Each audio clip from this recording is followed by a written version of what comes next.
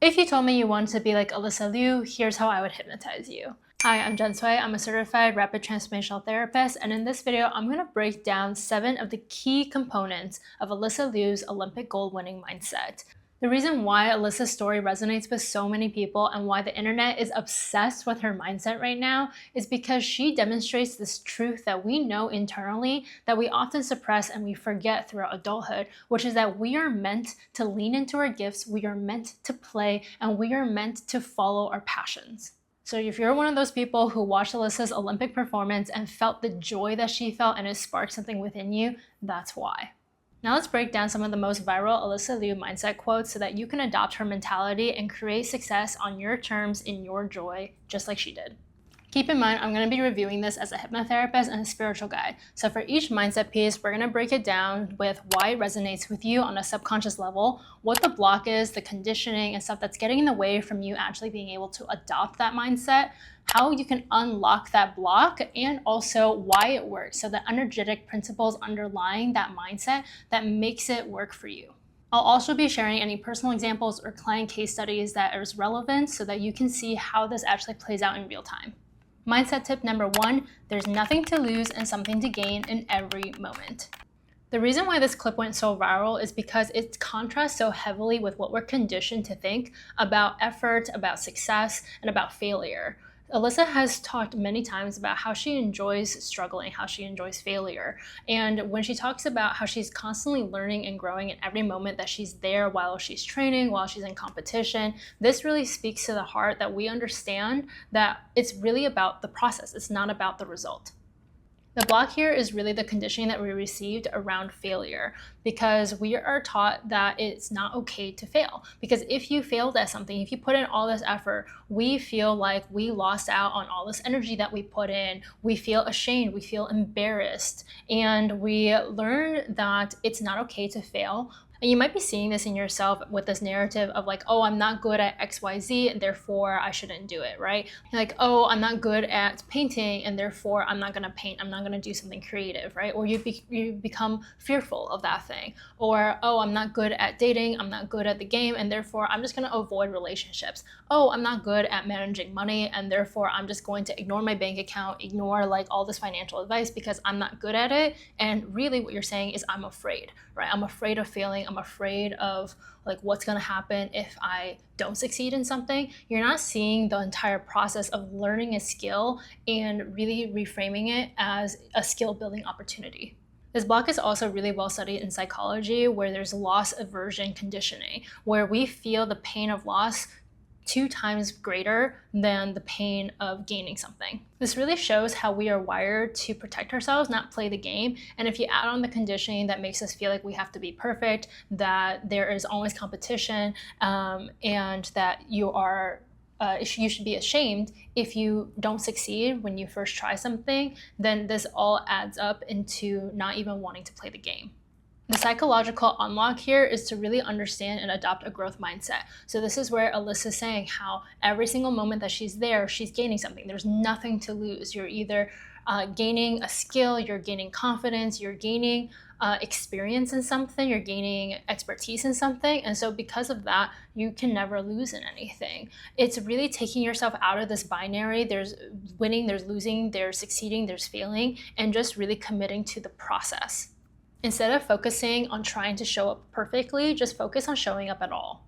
One of the really tangible ways you can do this that I used all the time with my coaching clients and I still use for myself is separating winning results from outcome results. Winning results are the perspective shifts, the skills that you're building, the ways of being that have changed as you are going along a process, versus the outcome results is what can tangibly happen and is actually measurable. So if you're building a business, for example, the winning result might be that you are more confident on camera, that you're able to share your truth easier on social media, or that you're able to speak your pricing without feeling afraid at all and afraid of rejection, versus the actual outcome result might be hitting $10,000 a month.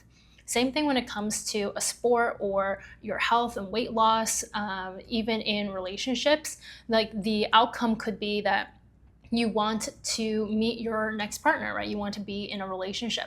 But in the process, right, the winning result is that you're somebody who prioritizes connection instead of relationships. So this looks like you being able to see the entire dating process as you being able to be a better communicator, be able to stay present in the moment in the conversation instead of wondering like how you should act or trying to suss out like if this person is going to fit your ideal future vision. Instead, just focusing on being in the present moment. That is a winning result.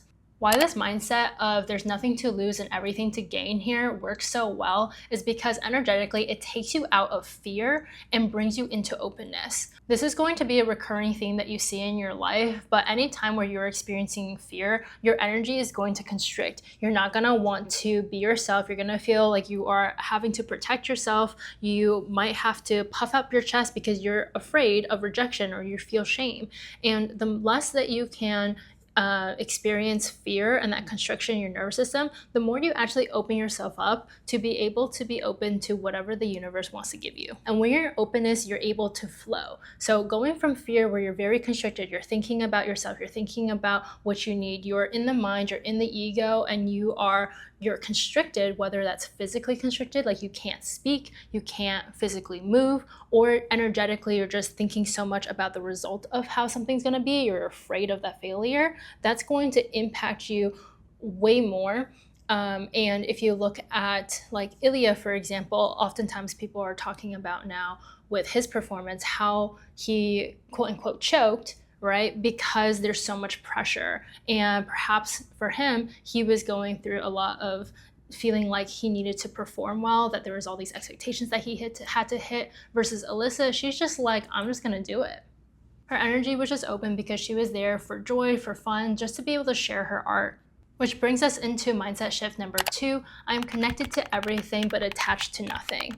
Alysa has talked extensively about how she cannot bring herself to just care about a medal because it's not about that. This quote went viral because there is a resonance of understanding that we are all here very temporarily on this earth, and we are so connected to the people around us, to our experiences. We're here to feel, we're here to experience things, but at the end of the day, we're not going to be able to leave with anything material. We're only going to be left with our experiences and the love that we were able to create on this earth. When you understand the difference between feeling connected to something versus being attached to something, this is oftentimes where things are able to actually start flowing in your life, where you can get out of that constricted fear state and into that flow state. For a lot of people though, the block here is this anxious attachment conditioning. And when I say anxious attachment, it's not just anxious attachment to like a person, where so much of the dialogue around anxious attachment is around needing somebody in order to feel okay, to feel safe. It's similar, but it can also be around your work, it can be around an outcome, it can be around having this identity of this person who is constantly achieving, and that if you don't get the outcome, then you are a loser, then you're not good enough, then nobody wants you. The way that this block will show up oftentimes is through anxiety and through overthinking, through rumination, and feeling really frustrated why something hasn't happened yet. It develops this impatience. And I remember I worked with a client who came to me with business blocks where she felt like she was trying so hard to build her business, but it didn't matter how much she worked on it, what she was doing, it just like was not working. And in her hypnotherapy session, we went back to what the root cause was, and turns out in her childhood, she just felt this fear of being seen. She was taught really that she could not be herself, that she was not going to be her, that her desires didn't really matter. And she was really taught this idea of what will other people think. And because of that, she now as an adult in her like 40s was really attached to her business making $1 million. And why was she attached to the $1 million mark? Is because of how that's perceived. Because if somebody sees that you have $1 million business, they're going to perceive you as successful. They're going to perceive you as important. They're going to perceive you like you know what you're doing and that you are good enough. But in reality, all it was causing was all of this anxiety, this attachment to this outcome, that she wasn't able to be fully present in her life. She wasn't able to be present with her kids. She wasn't able to actually focus on doing meaningful work that was helping people. She was just so focused on this money goal. And when we remove that block, not only did she start to feel so much more free and liberated in her life, but her goals and her priorities shifted, where the $1 million mark wasn't the thing that she cared about anymore. It was actually being able to show up as her authentic self. And she was able to have a much more fruitful and fulfilling overall life where her identity and her success wasn't connected to how well her business was doing. And that's really the unlock here, is to understand what actually matters to you, knowing what you value, and it coming from the true version of yourself versus it coming from conditioning or because you think because of how you think other people will perceive you once you get to that end result. Energetically, this works because attachment creates suffering, and the difference between suffering and pain is that pain is something that is inevitable within life. Like, for example, when you fail. Maybe it's painful because you didn't get what you wanted, you put in all this effort. But suffering is created from the narrative that we put on it, from the lens that we approach it, where if you say, oh, you failed and now you shouldn't be doing this thing, you're terrible, you're a loser, whatever, that's what creates suffering. Energetically, if you can just be able to evaluate when things don't go your way, then you're actually learning, and you're learning this principle of being connected to the process, connected to other people, connected to what it is that you want, but not attached to having to get it and having to get it right away or in a specific way. Number 3, no one's going to starve me or tell me what I can or cannot eat. Now, this hits at the bigger picture of really Alysa coming back to the Olympics to train on her own terms, really owning her own talent. The reason why this quote resonated so much is because oftentimes when we think about the greats and achieving extraordinary success, the idea of being extraordinary means that you have to go the extra mile. It means that you have to do things that you don't want to do, that most people wouldn't do. It means that you would have to train harder than anybody else. It means you have to outwork and output so much more than everyone else, and you have to listen to others around you. But in Alysa's case, all this did was lead to burnout, which is a very common scenario. Before, Alysa was told like what to wear, what music she was going to skate to, how she was going to skate to it, when she could eat, when she needed to train, all of this. But this comeback story of her saying that she's going to come back to the sport, but on her terms, where she's going to choose the music, she's going to be able to tell the coach like when she needs to rest, when she needs to push. This really resonates with us because in our soul knowing, we know that there is not one way to succeed and that we are meant to steward our gifts, our talents in the way that we see best fit. The block here is that when we compare ourselves to the greats and we see all this potential that we have and we see where we could go and we want to get there, we want to be this high achiever, we want to be able to go to the Olympics, we want to make all the money, we want to have the fulfilling relationship. Oftentimes it feels like we are not disciplined enough, or we need to act a certain way in order to get there. We need to have somebody push us, keep us accountable. But oftentimes what this is just using somebody else's script for success and trying to apply it to ourselves and our own lives. Think about your own layers of conditioning that you were raised with to understand what is good, what is bad, what is right, what is wrong, what is expected, and what is expected for you to not to do. The unblock here is to really be able to see yourself, to see your talents, to see your gifts, and own it. Instead of forcing yourself to create, ask your creativity where it wants to go. I know for myself, I went through a 2-year creative burnout where I wasn't able to publish podcast episodes. I had this idea for a book that I really wanted to write, but I couldn't write it. And it didn't matter how much I tried to discipline myself to structure like writing days or filming days or write out a script beforehand. Anytime I sat in the front of the camera, it just felt like it was taking so much energy to try to stumble through my words, and I would record for like 3 hours, but I would only have about an hour's worth of content because it just didn't resonate with me anymore. Even though I knew that I really wanted to write this book and I had the idea for it, I was trying to force the book to be written instead of letting the book write itself and using myself as a channel. So that shift in perspective of really being a steward of your own energy, a steward of your own time, a steward of your gifts is really going to take the pressure off of yourself to have to do it a certain way and honor the flow of the creativity itself. The reason why this energetically works so well is because you're taking responsibility and accountability for yourself, but in a way that is aligned with devotion to your craft, devotion to the path, instead of trying to discipline yourself into a specific habit or into a specific result. Oftentimes, the blocks that my clients are experiencing is that they're not able to execute on the things that they know that they want to do because it's coming from a place of should. Like, I should do this, and I need to do this, and I have to do this in order to succeed, in order to pay the bills, in order to be able to be in a relationship. Like, I have to show up this way, and I should do this thing, but I really don't want to. So when you shift the energy into devotion, you're reminding yourself of why you're doing everything in the first place. So you're always coming at it from a place of desire. You're always coming at it from a place of I want to or I choose to, because you know that you're committed to the process and the end result's going to be worth it. It's not to force yourself to get something done. Which leads me into mindset tip number 4. I love struggling. Actually, it makes me feel alive.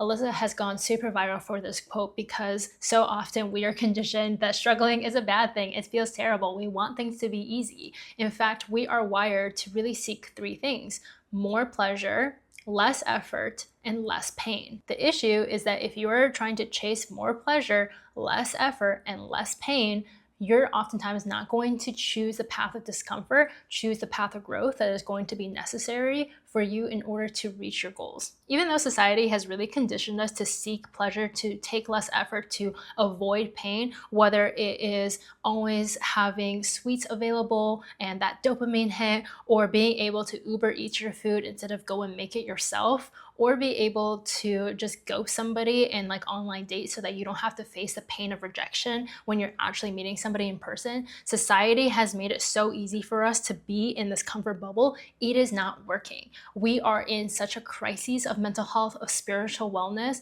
because our society has made us very lazy energetically. The reason why this quote of I love struggling so much, it makes me feel alive, resonates with so many people is because it hits at the truth that we are meant to grow. And growth is going to ask you to get uncomfortable. It's going to ask you to put aside temporary immediate pleasure so that you can actually develop skills and you can grow.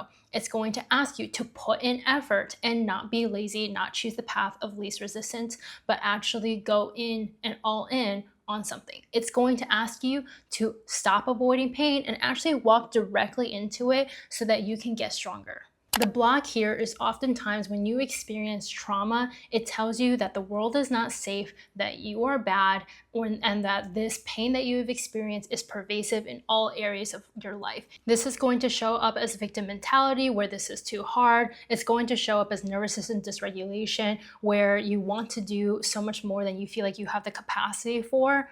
And it's definitely going to show up as fear. It's going to make your growth feel very threatening to you. So that's why you won't invest in something like therapy, because subconsciously there's this fear of the growth and discomfort that's going to be required of you when you actually meet yourself there.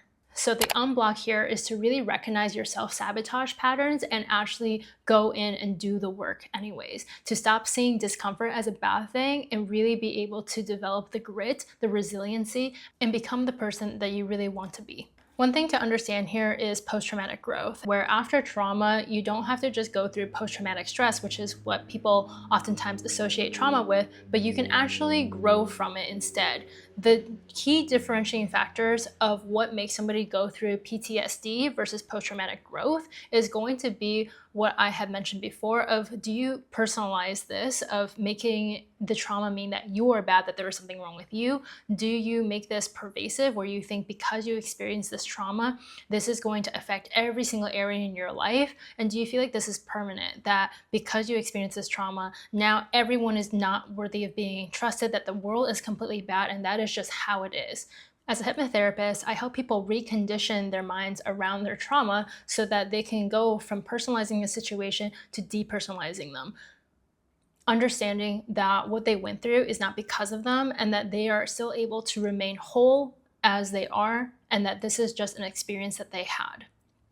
I'm also able to help them decatastrophize the event. So instead of it being this terrible thing that is going to now affect their relationships, affect their work, affect everything, we can look at it and really see it as this was a localized event that maybe has affected you up to this point, but you're able to choose a different path now. And they're able to see that option. They're able to feel a sense of safety. They're able to have their motivation, their energy come back, and that's what's going to help propel them forward in their growth.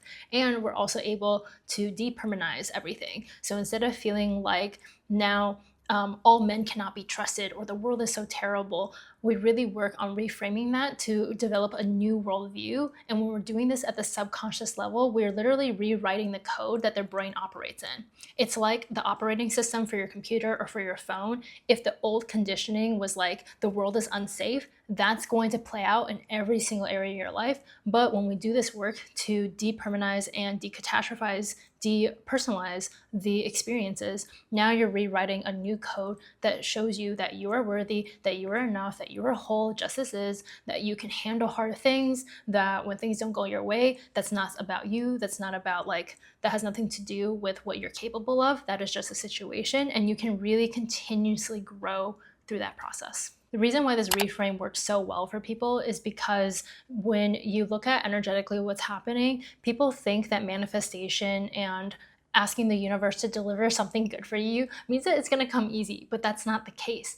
The universe is going to challenge you to really choose what it is that you want intentionally. So when you meet resistance, can you meet this as a challenge and as a test of yourself to really choose and continuously choose yourself, to continue choosing your standards instead of succumbing to other people's? It's going to ask you to choose your vision for yourself instead of succumbing to the path that society has chosen for you. And every time you meet this resistance, it's differentiating the resistance that you feel coming from doing something that you don't want to do, right? Versus the resistance of the discomfort of having to keep choosing your path.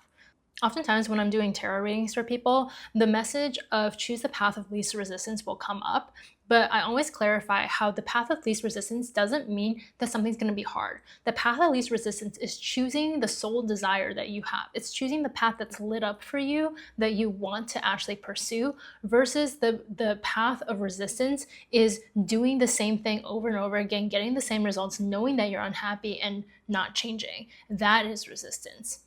When you choose the path of least resistance, it means it's easy for you to say yes to, even when it's hard, even when you don't feel like it, even when you are struggling, because it is worth it. It makes you feel alive. Bringing us into mindset tip number 5, we are all independent artists. This is Alysa's quote when she talks about competition and how she views competition, because she really has a very healthy mindset of understanding that when you're competing in an individual sport, this is not about you beating out somebody else. This is about all of you doing your best work possible and just showing what is possible. Our society has really foundationally been built on a hierarchical system, on a competition, on a scarcity system, where we all believe this illusion that not all of us can be winners and there has to be losers. We're also built into competing with each other and seeing each other's competition, or constantly rating ourselves against others and rating other people. Especially in figure skating, where judges are literally holding up a score to score you on how well you did based off of what they think you should be doing and based off of this made-up standard, it is really, really easy to get into this rabbit hole of having to perform. But when you are focused on performing and being performative, that energy restricts you from actually being able to just be yourself and create authentically. Alysa's mindset really resonates with people because there's this foundational truth that we are not here to perform for others. We're here to be witnessed and be experienced. That is entirely different. The block here is because we are so conditioned to see ourselves through somebody's eyes, we are unable to see ourselves. There's this incredible Buddhist quote that I love so much because it really speaks to this, and it is that I am not who you think I am not who I think I am who I think you think I am. Let that sit for a second, because what that's really saying is I cannot perceive myself clearly. I actually perceive myself based off of other people's feedback, based off how I might think that you think about me, how you might be perceiving me. I'm thinking about how you're perceiving me, and that's where my focus and attention is going, and that is the lens I'm seeing myself. So if I think you're thinking of me positively, if I think you think I'm friendly, then I feel safe and I feel good, and that's how I'm perceiving myself. But if you grow up and the feedback around you is you're not enough, people are constantly criticizing you, you're getting bullied, you're being abused, you're being neglected, what you start to learn about yourself is that you are not good enough, you are not worthy, you are not lovable, and you need to be perfect in order to be loved, or you just have no value. You start to learn that you cannot have the things that you want, that the life that you want is not made for people like you. It's made for people who have the privilege. It's made for people who didn't have trauma. It's made for people who have a different skin color. And that becomes your worldview. The block here is so much deeper than just viewing people as competition and wanting to beat other people, perform better, have better scores, have better sales numbers, or whatever. The deeper competition here is really competing with who it is that you actually are. The psychological unblock here is really to create an internal sense of control, an internal locus of control. This is really you being able to recenter yourself in your life and decenter anything else outside of you. There's huge movements online on decentering men, decentering your parents, decentering careers, and really focusing on understanding who it is that you are, what it is that you care about, and being able to operate from that lens. So when you're able to decondition all those parts of you that are asking you to be hyper vigilant about what other people think of you, on being the best of the best of everyone else, and you're able to just focus on doing your best work, that is when you're able to not only feel like your authentic self, but you're gonna feel your creativity come alive, you're gonna feel your energy come back so much stronger, and you're gonna be a lot happier and peaceful. The reason why this works so well is because energetically you go from this constricted fear and judgmental space to being in this wider consciousness of self-actualization, of love, of understanding. And again, it gets you out of the binary view that so much of life tries to constrict you in, of winners, losers, you're the top or you're at the bottom. Like, if I'm not ahead, then I'm falling behind. That used to be a huge idea for me, or a belief for me growing up, was that I needed to always be ahead, otherwise I'm behind. And that's what created so much anxiety, so much perfectionism, and why I couldn't rest. Now, the way that I see it is that there is genuinely no timeline on success, and I'm really dedicated to just the process of following my curiosity, following my joy, following where love is, and in doing so, being able to create a very fulfilling, peaceful life for myself. That takes me really nicely to mindset tip number 6 from Alysa, which is breaks do wonders. I think it is very healthy to kind of step back and get a different perspective. Alysa's whole story was really about being this burnt out child prodigy to becoming a very joyful adult who owns her presence, owns her craft. But that didn't come easy. In her Rolling Stones interview, she talks about how constricted her life really was. She talked about being grateful for having had this really constricted life in order for her to find liberation, to find her own freedom.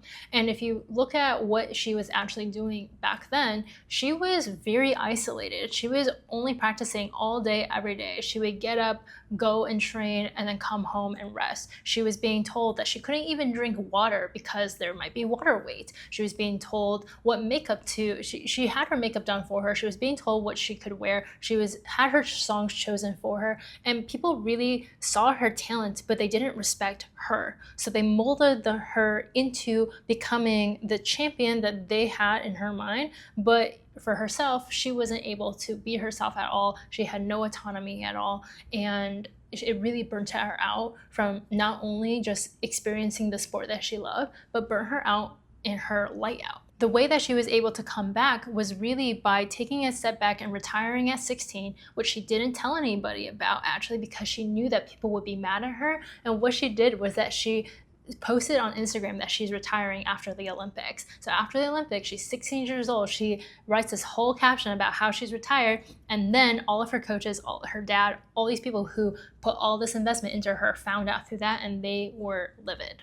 But she did that because she knew she needed to do that for herself, in order to reclaim her own vitality, and therefore being able to come back joyfully years later with no intention of having gone back, by the way. But she chose to come back because she went skiing, she felt that freedom, she felt that joy, that liberation, and then she went to the rink and was like, wow, this is amazing. The block here is that so many of us identify with what we are doing, and when you identify with what you are and not who it is that you are, you never have the opportunity to actually discover what is your soul essence and what are the virtues that are guiding you. The block for so many people in creating change is because their subconscious has already created an identity for them. Whether the identity is being the sick one, or being the healer, the helper, the overgiver, being the good one, being the trouble child. And then later on, maybe it's being the high achiever, the one with all the good grades, being a skater, being the business owner. We are so attached to the vision of who we created ourselves and our avatar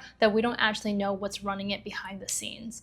I have a whole video on virtues, values, and visions, which is my life philosophy of how I was able to find myself and also how I guide other people and my clients to find who they truly are so they can create a meaningful life. Go ahead and watch that because you're gonna really understand why it's important to start detaching from the vision of who you are and actually figuring out who it is that you are based off of how you feel. When Alysa talks about her journey to coming back to the sport and now being able to have won Olympic gold in this way that is so joyful for her, what she's really hitting on is her following her feelings, her following where she felt recognized, where she felt excited, where she felt joy, where she felt curious. It is through feelings that you understand who it is that you are. Because if you don't know how to recognize resonance, like if you don't know how to feel in your body, if you like blue more than you like pink, or if you like carrots more than you like parsnips, if you don't know how to feel that, then you are operating from thinking.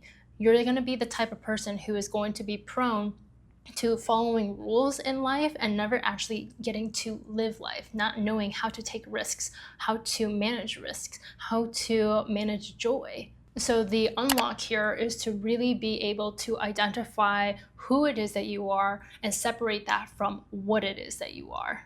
The reason why this works so well is because 1, it interrupts the patterns, and 2, it puts you in a state of receptivity instead of doing.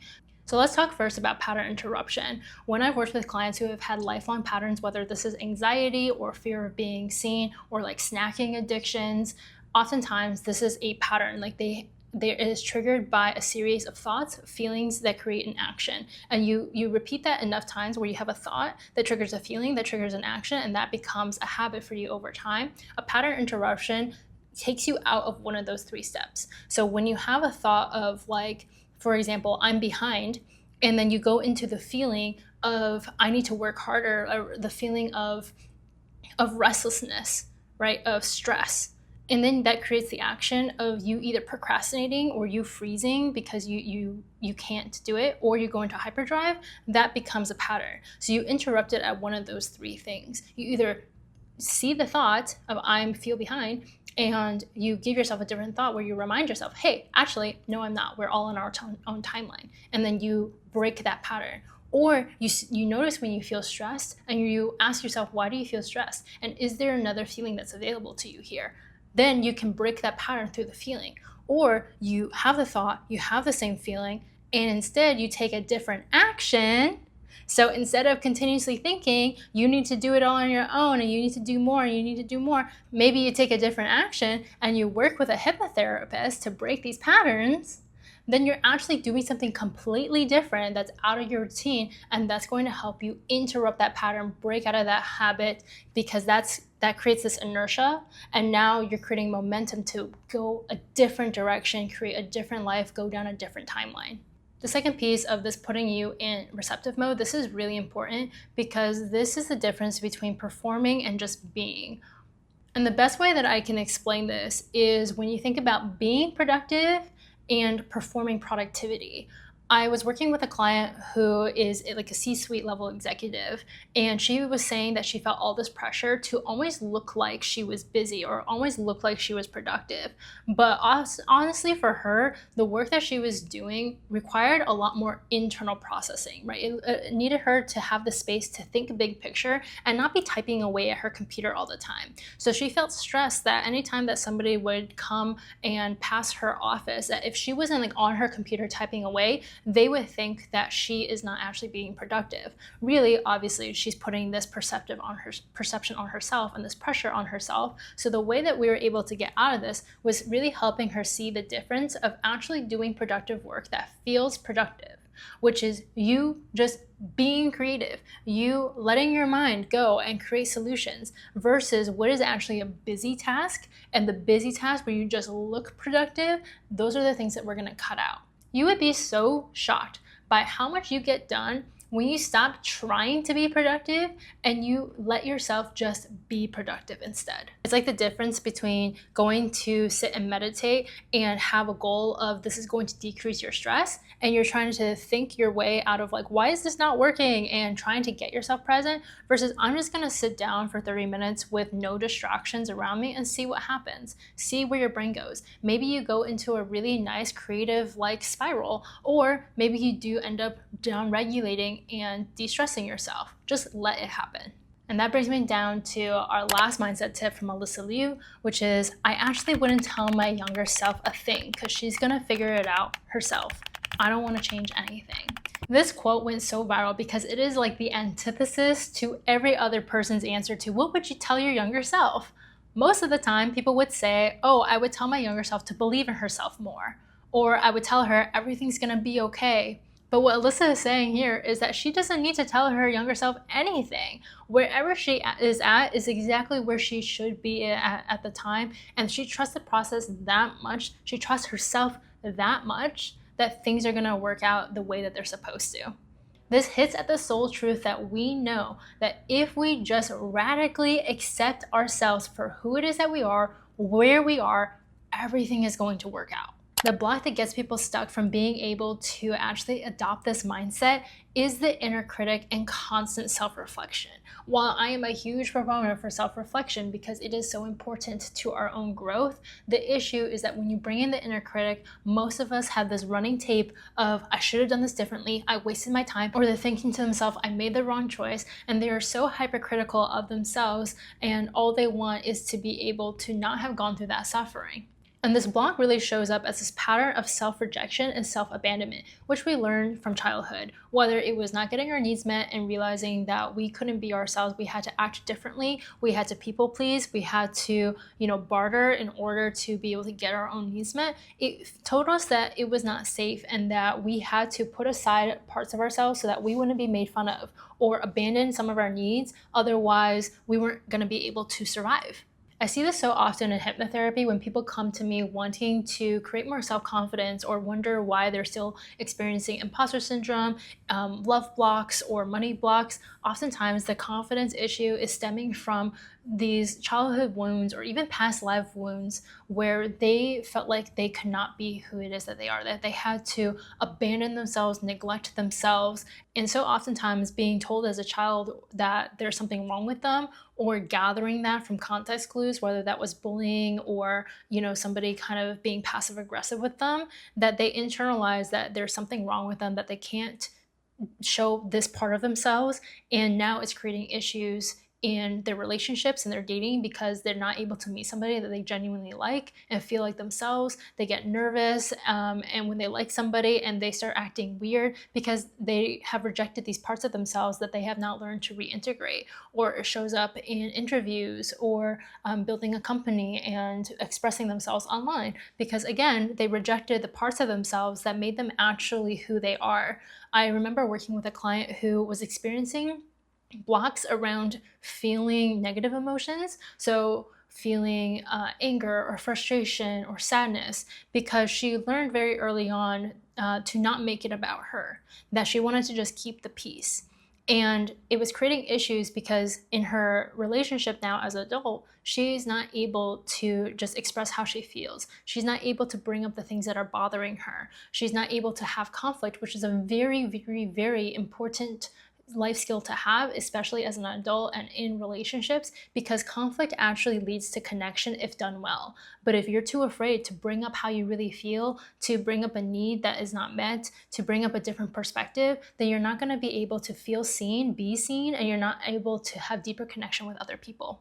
So the unblock here to be able to create radical self-acceptance is to be compassionate towards yourself and meet yourself with forgiveness. This is one of those things that it's so tedious to do in your conscious mind and it takes years to see an effect, but can be done so quickly, so effectively, and so efficiently through hypnotherapy. Because on the conscious level, it's the difference between telling yourself, it's okay, you made a mistake, I still love you, you're still beautiful, but then you're fighting with the internal feeling, which is your truth. This is like the resonance piece, where you might be telling yourself it's okay, but internally you feel like, no, it's not okay, I'm like a failure, and you're constantly fighting yourself. So it's gonna take like 1,000 times of saying it's okay for your feeling to maybe be like, okay, it actually is okay, but you're constantly in this resistance because you're trying to close this gap between what you're consciously thinking in the moment and these years of conditioning that is living in your body. In hypnotherapy, we always say that a feeling that is buried alive never dies. And if you felt that feeling of rejection from the past, you feel the need to protect yourself. You believe you need to protect yourself. obviously that is going to take precedent over the thought that you have today of, oh, it's actually okay. It's like, but is it? Because your subconscious is constantly scanning. This is why when you do hypnotherapy, we're operating from that subconscious level. We're clearing away and having your subconscious understand that it actually is safe, that you actually don't need to protect yourself, and that it is okay to forgive yourself, to give yourself that compassion, and now it's safe to be yourself. The reason why this works so well is because energetically you're creating coherence now. Coherence is really similar to integrity, where if you're a person of integrity, you are who you say you are, you know who it is that you are, and then you act accordingly to your values. Coherence is the internal integrity that you experience, where your heart, your mind, and your soul are all in alignment. That not only do you believe that you are whole and that you are worthy and that you are good enough, but that you are actually able to feel it as well. It is that belief and emotion gap that so often I find that my clients have a hard time closing, and that I know myself, like how hard it is to close that gap. But when you can actually create coherence, it is like, oh, I believe I'm good enough and I feel good enough. And because you believe it and you feel it, you're able to act from it. That is how you actually move forward and create momentum in the direction that you want to go, and create the self-concept that is going to be sustainable for you in the future. The moment that you stop wishing that your past was different or that who you are now is different is the moment that you're actually going to be able to experience peace. Alysa Liu really shows us that success doesn't come from pressure creating diamonds, but actually trusting that joy expands you to higher heights. What you really have to understand about the Alysa Liu mindset is that this actually isn't just about the way that she thinks. This is about a state of being that she is in. When Alysa won gold, she didn't respond with, oh my God, this is incredible. I never thought this could have happened. She was like, oh, that's really cool. I hope my cats enjoyed watching that. That really speaks to how internalized this mindset is, where it's not even just how she thinks, this is just how she is. This is how she operates. This is what happens when the inner work is actually done and it's integrated. Living your life becomes a living miracle to everybody else around you, but to you, it is just your normal life. Imagine how easy life gets when you stop trying to succeed and success just comes as a result of you being.